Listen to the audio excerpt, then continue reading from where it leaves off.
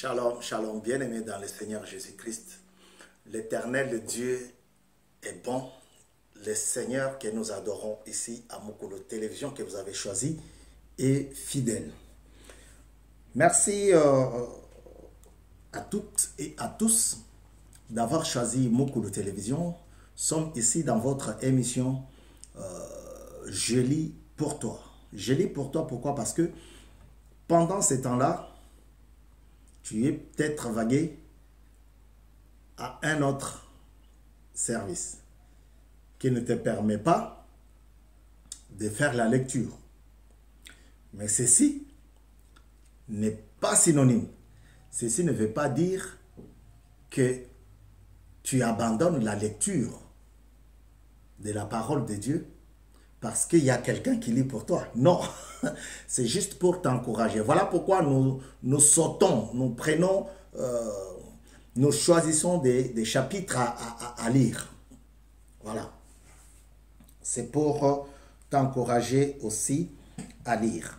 Aujourd'hui, je vais procéder à la lecture du premier chapitre du livre de Josué. Après la mort de Moïse, il y a eu Josué. Alors, nous allons suivre comment Josué a été choisi pour conduire les Israélites. Le livre de Josué prend la suite du Deutéronome. Oui. Et couvre une période d'au moins 25 ans. Vous voyez? 25 ans. On connaît d'églises. Le pasteur décède et le lendemain, il y a quelqu'un qui est choisi selon la pensée de l'homme et qui ne parvient pas à mener, à conduire le peuple de Dieu auprès de Dieu. Il commence à faire autre chose. Alors, nous allons suivre pour comprendre comment Josué a été placé par Dieu lui-même à la tête de l'équipe qui devrait conduire les Israélites dans le désert.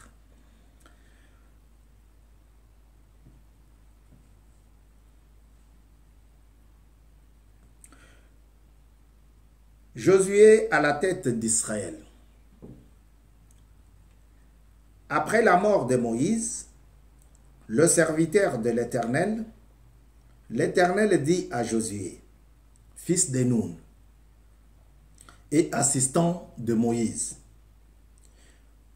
mon serviteur Moïse est mort. Maintenant, lève-toi, passe le Jourdain avec tout ce peuple pour entrer dans le pays que je donne aux Israélites. Tout lieu que foulera la plante de votre pied, je vous le donne, comme je l'ai dit à Moïse. Votre territoire ira depuis le désert et le Liban jusqu'au grand fleuve, jusqu'à l'Euphrate.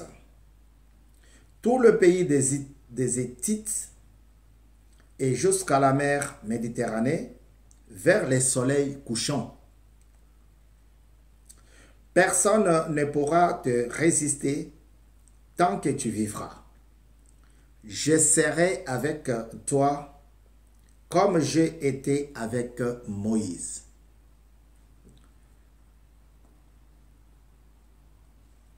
Je ne te délaisserai pas et je ne t'abandonnerai pas.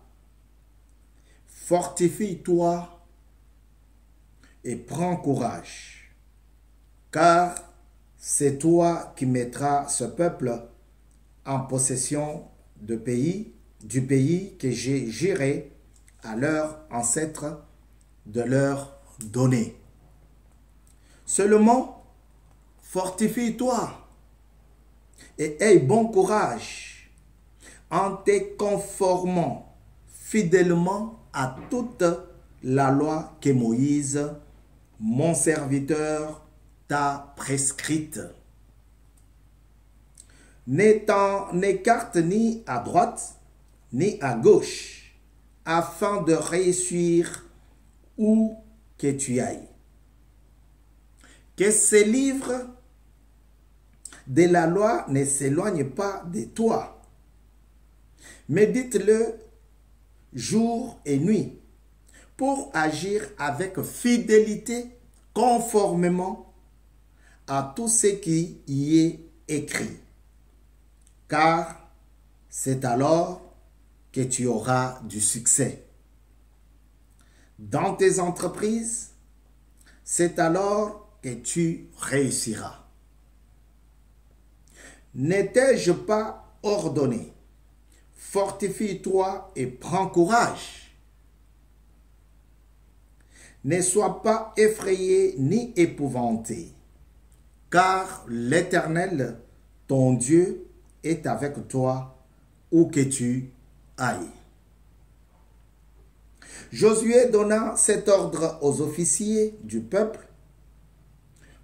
Parcourez le camp et voici ce que vous ordonnerez au peuple. Préparez-vous des provisions, car dans 3 jours, vous passerez les Jourdains pour aller conquérir le pays dont l'Éternel, votre Dieu, vous donne en possession.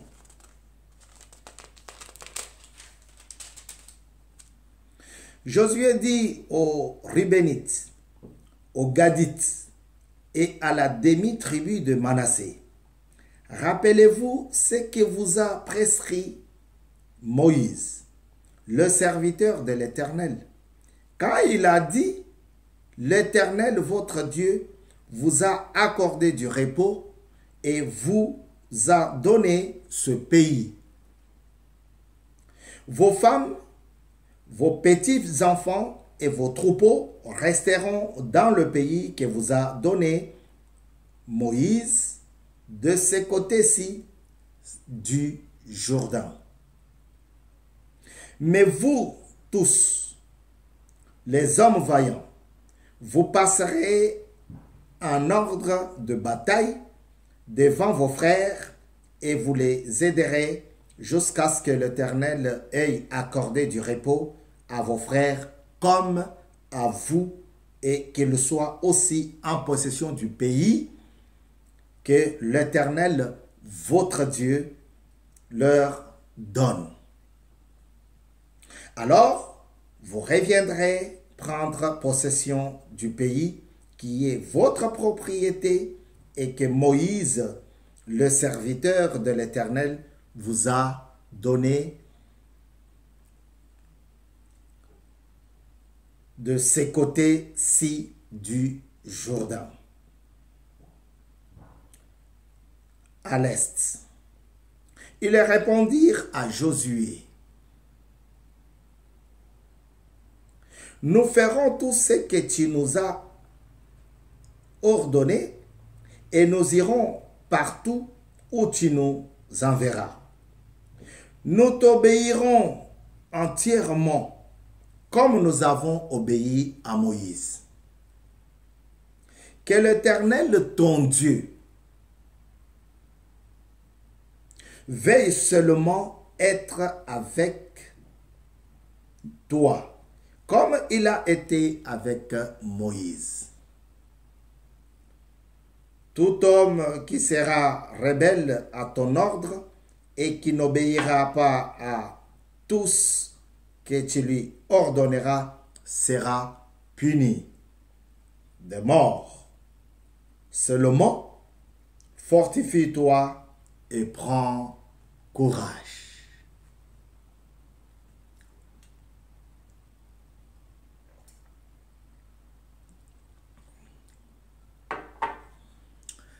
La parole de Dieu est succulente.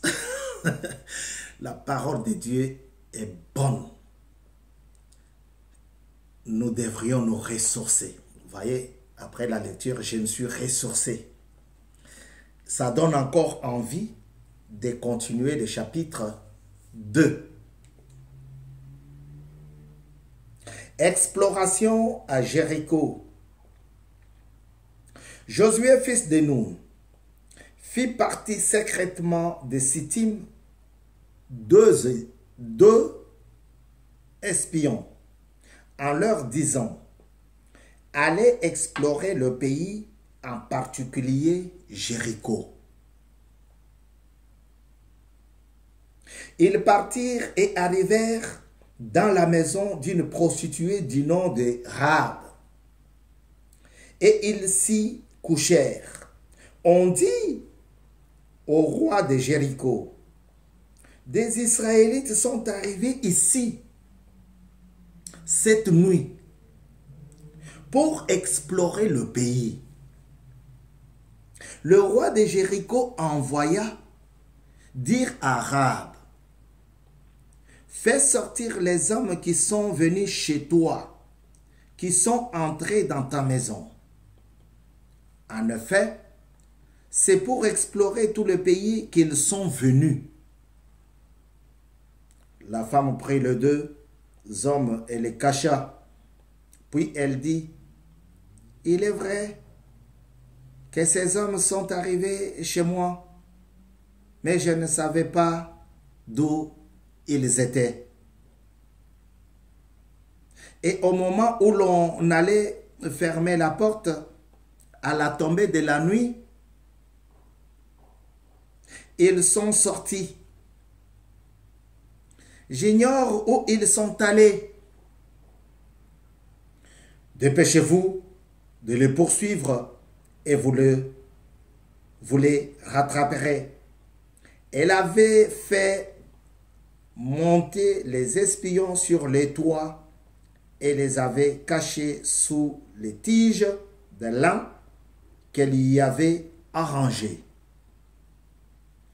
Ces hommes le poursuivirent par le chemin qui mène au gué du Jourdain et l'on ferma la porte après leur départ. Avant que les espions se couchent, Rahab monta vers eux sur les toits et leur dit: je le sais, l'Éternel vous a donné ce pays. La terreur que vous inspirez s'est emparée de nous, et tous les habitants du pays tremblent devant vous. En effet, nous avons appris comment, à votre sortie d'Égypte, l'Éternel a asséché devant vous l'eau de la mer, des ruisseaux, l'eau de la mer de roseaux, et comment vous avez traité les deux rois des Amoréens de l'autre côté du Jourdain, Sion et Og, que vous avez exterminés. En l'apprenant, nous avons perdu courage et notre espoir est abattu devant vous. Car l'Éternel, votre Dieu, qui est Dieu en haut, dans le ciel et en bas sur la terre, et maintenant, je vous en prie, jurez-moi par l'Éternel que vous aurez pour ma famille la même bonté que moi pour vous. Donnez-moi l'assurance que vous laisserez vivre mon père, ma mère, mes frères, mes sœurs et tous les leurs, et que vous nous sauverez de la mort. Ces hommes lui répondirent: nous les gérons sur notre propre vie si vous ne divulguez pas ce qui nous concerne. Et quand l'Éternel nous donnera le pays, nous agirons envers toi avec bonté et fidélité. Elle les fit descendre avec une corde par la fenêtre, car la maison qu'elle habitait était sur la muraille de la ville. Elle leur dit, allez du côté de la montagne, sinon vos poursuivants risqueraient de vous rencontrer. Cachez-vous là pendant 3 jours, jusqu'à ce qu'ils soient rentrés. Après cela, vous poursuivrez votre chemin. Ces hommes lui dirent, voici de quelle manière nous nous acquitterons du serment que tu nous as fait faire. À notre entrée dans le pays, attache ces cordons de fil rouge à la fenêtre par laquelle tu nous as fait descendre. Eux rassemble avec toi dans la maison ton père, ta mère, tes sœurs, tes frères et toute ta famille. Si l'un d'eux passe la porte de ta maison pour aller dehors, son sang retombera sur sa tête et nous en serons innocents. En revanche, si l'on porte la main contre l'un de ceux qui seront avec toi dans la maison, quel qu'il soit, son sang retombera sur notre serment que tu nous as fait faire. Elle répondit, qu'il en soit comme vous l'avez dit. Elle prit ainsi congé d'eux et ils s'en allèrent. Puis, elle attacha le cordon rouge à la fenêtre. Ils partirent et arrivèrent à la montagne où ils restèrent 3 jours, jusqu'à ce que ceux qui les poursuivaient soient rentrés. Ceux qui les poursuivaient les cherchèrent dans toute la région, mais sans les trouver.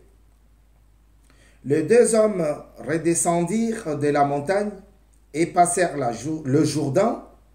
Ils vinrent vers Josué, fils de Nun, et lui racontèrent tout ce qui leur était arrivé. Ils lui dirent, c'est certain, l'Éternel a livré tous les pays entre nos mains, et même tous les habitants du pays tremblant devant nous. Amen.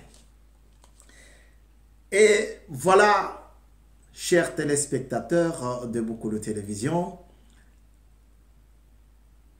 nous sommes arrivés à la fin de notre émission de séjour, le 16 mars 2021, et nous vous disons merci. Continuez la lecture, vous apprendrez encore de bonnes choses pour votre édification. Vous avez suivi les 2 chapitres que nous avons lus tout à l'heure. Dans le premier chapitre, Dieu insiste et demande à Josué d'avoir courage. Pourquoi? Parce qu'il devrait succéder, il devrait prendre les règnes. Conduire tout un peuple, conduire toute une nation, ce n'est pas chose facile. Tu as les doléances qui tombent de partout. Il faut savoir gérer. Et dans le 2e chapitre, il y a une rencontre. Josué envoie des espions pour aller étudier de plus près le pays de l'ennemi, Jéricho. Les espions arrivent et ils tombent chez une prostituée qui les sauve aussi la vie. Voyez, Dieu fait des choses, frères. Je n'encourage pas la prostitution. Je n'encourage pas les débauches. Hein? La vie des débauches, ce n'est pas une bonne vie. Alors, ici, la prostituée reçoit les gens. Et on envoie les autres compatriotes pour venir vérifier. Est-ce réellement tu as nos ennemis dans ta maison pendant ce temps-là? Toi, tu gardes encore les Rwandais, les Burundais, les Ougandais dans ta maison, chez toi? C'est vrai ça? Ce n'est qu'un exemple pour qu'on puisse comprendre. Alors, la dame va parler aux deux espions. On est venu ici pour, mais je vous ai caché. Sortez par là. Restez là-bas pendant 3 jours. N'oubliez pas, Christ a fait 3 jours pour démolir le temple qui était construit pendant 40 ans. Alléluia. Restez là-bas pendant 3 jours. Et il y a une sorte d'amitié, une alliance qui s'est faite. Une alliance qui s'est faite entre cette dame prostituée et les 2 espions. Si je vous protège, est-ce que vous allez aussi protéger? Parce que j'en suis sûr que vous prendrez le pays. Vous protégerez mon père, protégerez ma mère, mes frères et mes sœurs et leur famille. Oui, on fera ça. Sauf, tu leur diras que lorsqu'on va rentrer, lorsqu'on va entrer en triomphe, qu'ils restent dans leur place. Toi qui veux sortir, reste à la maison. Fais un signal, reste. Sinon, si tu meurs là-bas, ou tu veux aller là, c'est ton problème.